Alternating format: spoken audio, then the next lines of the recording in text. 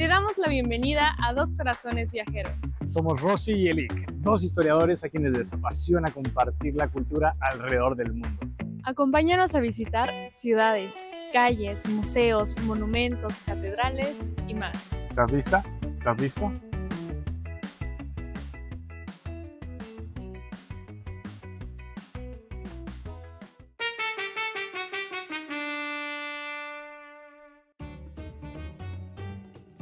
Nos encontramos en el Zócalo capitalino. Bueno, Zócalo, Plaza de la Constitución, Plaza Mayor.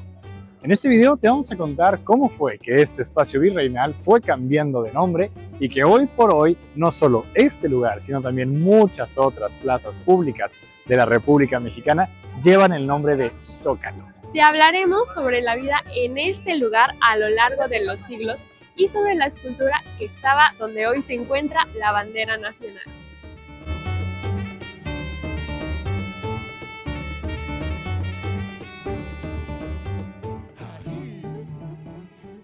Después de la conquista de México Tenochtitlan a manos del ejército dirigido por Hernán Cortés en 1521, la configuración de la ciudad, que posteriormente se convertiría en la capital del virreinato de la Nueva España, cambió. En lo que hoy es el casco principal del centro histórico, se trazó un extenso espacio llano que recibió el nombre de Plaza Mayor, para distinguirla de la Plaza Chica, que se encontraba a tan solo unos metros, en lo que actualmente es el costado poniente de la catedral. Al noroeste se construyó la iglesia mayor y al oriente el palacio virreinal. Al sur, un canal cruzaba de oriente a poniente. Del otro lado de este cuerpo de agua se establecieron las casas de cabildo, la carnicería y la cárcel. A partir de entonces y a lo largo de toda la época virreinal, los usos que recibió la Plaza Mayor fueron muy variados. En ella se extendió un enorme mercado y la gente acudía a proveerse de agua en su fuente. También ahí se llevaban a cabo procesiones y desfiles, lo mismo que autos de fe y castigos. De hecho, en su superficie estaban instaladas la horca y la picota, donde el Tribunal del Santo Oficio de la Inquisición llevaba a cabo las ejecuciones en las que terminaban algunos de sus procesos.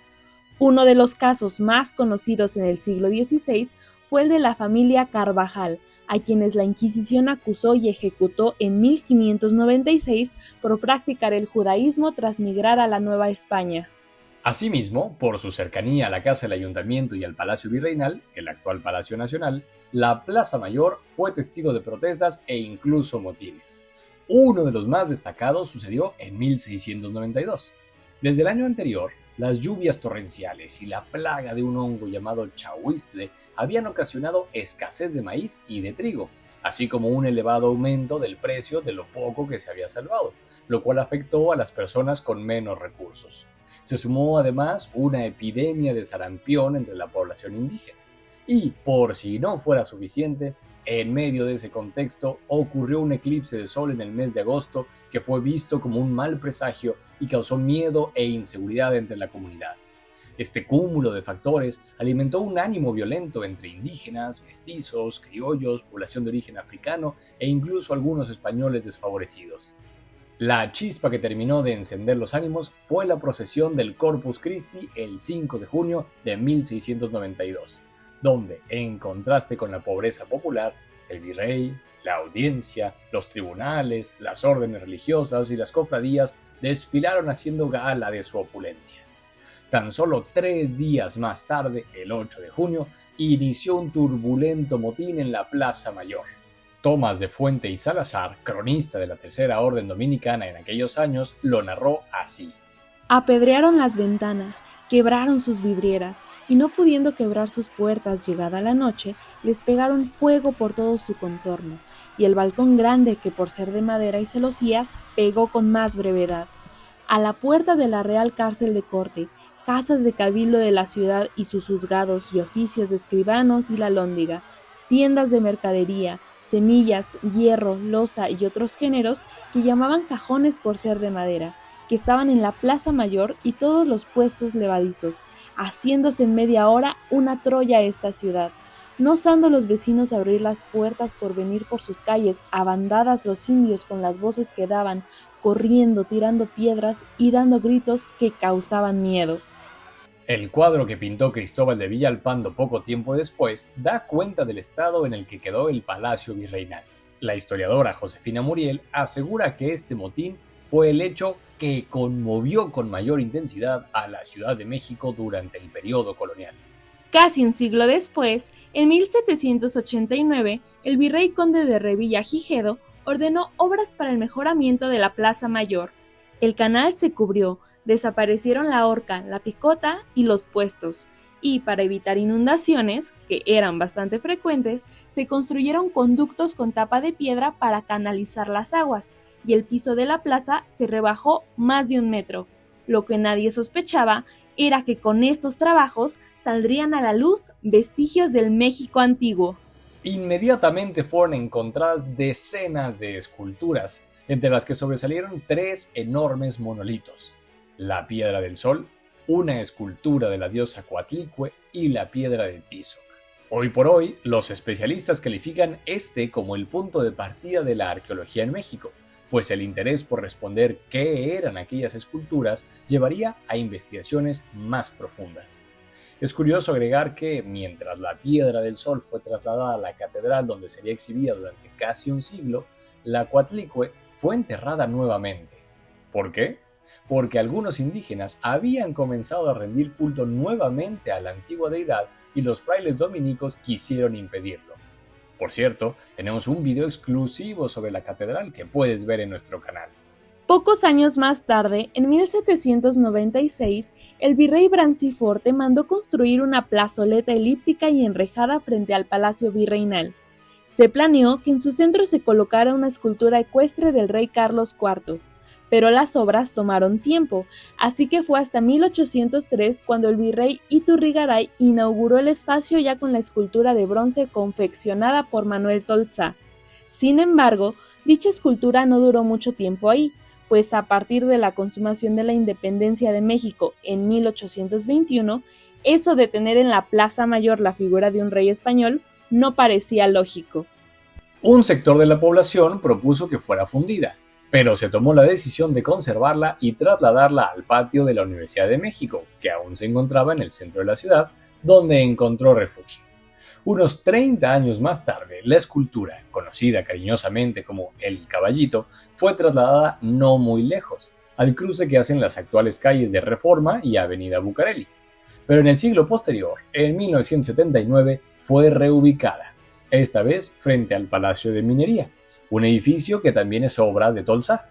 Precisamente por eso, tal como te lo dijimos en nuestro video sobre la historia del centro histórico, la plaza donde se encuentra actualmente, en medio del Palacio de Minería y el Museo Nacional de Arte, lleva el nombre de Plaza Manuel Tolsá. Pero antes de terminar con el periodo virreinal, queremos decirte algo que muy pocas personas saben. Ya hemos dicho que el espacio del que hemos estado hablando llevó el nombre de Plaza Mayor. En ocasiones también se refería a ella como Plaza Principal. Igualmente, por su proximidad al Palacio Virreinal, se le llamaba Plaza del Palacio. Pero el nombre oficial cambió a partir de 1813. ¿Por qué? En medio de la ocupación francesa de España orquestada por Napoleón Bonaparte, el gobierno español que resistía promulgó una nueva constitución en 1812, la Constitución de Cádiz. Dicha Carta Magna fue jurada en Nueva España precisamente en la Plaza Mayor. En honor a ello, el espacio adquirió el nombre oficial que lleva hasta hoy, Plaza de la Constitución. ¿Y cuándo fue que comenzó a ser llamado Zócalo? ¡Qué buena pregunta! Nos alegra que la hagas. Saltemos ahora al México independiente. En 1843, el presidente Antonio López de Santa Anna ordenó la construcción de un monumento a la independencia en el centro de la Plaza de la Constitución. Debía tratarse de una alta columna que se asentaría sobre un zócalo, cosa que en términos arquitectónicos no es más que una plataforma o pedestal. La primera piedra de ese zócalo fue colocada ese mismo año, exactamente el 16 de septiembre, fecha conmemorativa del inicio de la Guerra de Independencia. Irónicamente, el monumento nunca llegó a ser construido.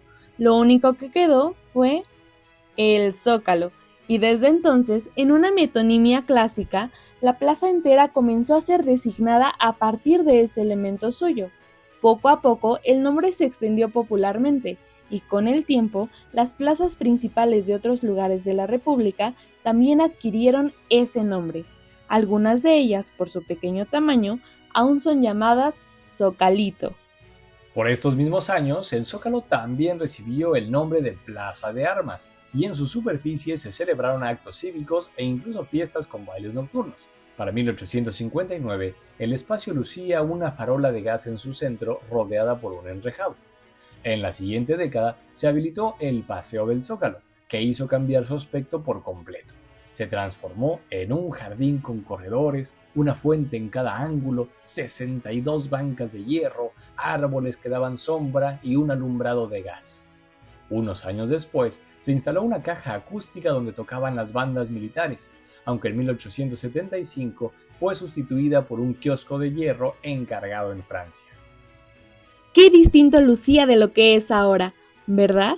Los habitantes de la ciudad iban al Zócalo a pasear y escuchar música, hasta que, en los últimos años de los 1800, la Alameda sustituyó al Zócalo como principal lugar de esparcimiento. Por cierto, hablamos de ese espacio en nuestro video dedicado al Palacio de Bellas Artes. Puedes encontrar ese enlace y el de los otros videos que hemos mencionado en la descripción de abajo. Por otro lado, el Zócalo vio con sus propios ojos la modernización de la Ciudad de México.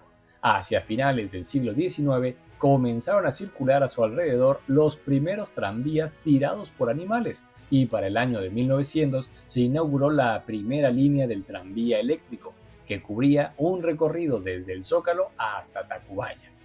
Lamentablemente, con los años, el espacio se deterioró y la vegetación fue dejada a su suerte.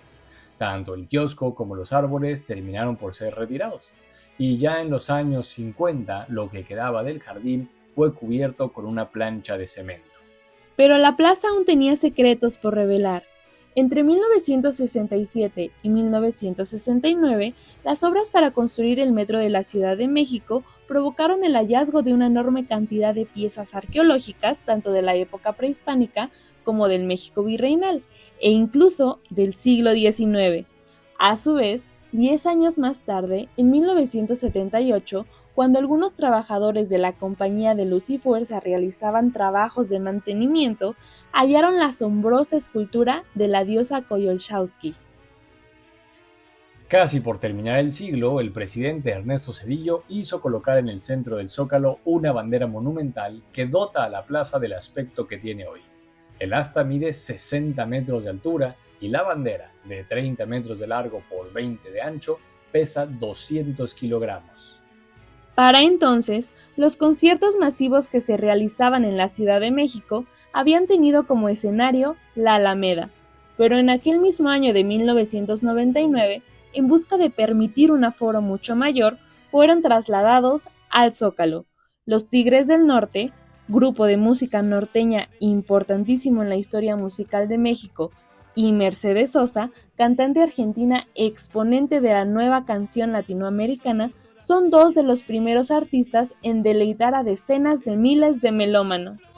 Con el paso de los años, pisaron ese mismo escenario colosal Shakira, Silvia Rodríguez, Vicente Fernández, Britney Spears, Paul McCartney, Roger Waters, Joan Manuel Serrat y muchos otros. Hasta hoy que grabamos este video en el año 2026, el récord de asistencia es ostentado por los fabulosos Cadillacs, grupo que reunió a 300,000 personas la noche del 3 de junio de 2023, aunque apenas por encima de Grupo Firme, que un año antes convocó a 280,000 personas. Para ir cerrando esta brevísima historia del Zócalo, te contamos que en años recientes, en 2017 para ser exactos, se llevaron a cabo obras para solucionar los desniveles causados por el deterioro del tiempo. Como parte de ellas, bajo el pavimento se instalaron unas placas semicirculares que marcaron el lugar donde más de 170 años atrás se había colocado el famoso Zócalo, como recuerdo de su origen. Hoy por hoy, el Zócalo capitalino es el espacio donde miles de mexicanos observan el grito, la ceremonia patria en la que se conmemora la independencia de México todos los años. Es el escenario de la Feria Internacional del Libro del Zócalo, inaugurada en el año 2000. Sigue siendo también el lugar donde se llevan a cabo protestas sociales y políticas. Es un espacio vivo que ha visto transcurrir los siglos y a millones de mexicanos hacer su vida. ¿Sabías todo esto del Zócalo capitalino? Te leemos en los comentarios. Y no olvides seguir a estos dos corazones viajeros en todas sus redes sociales.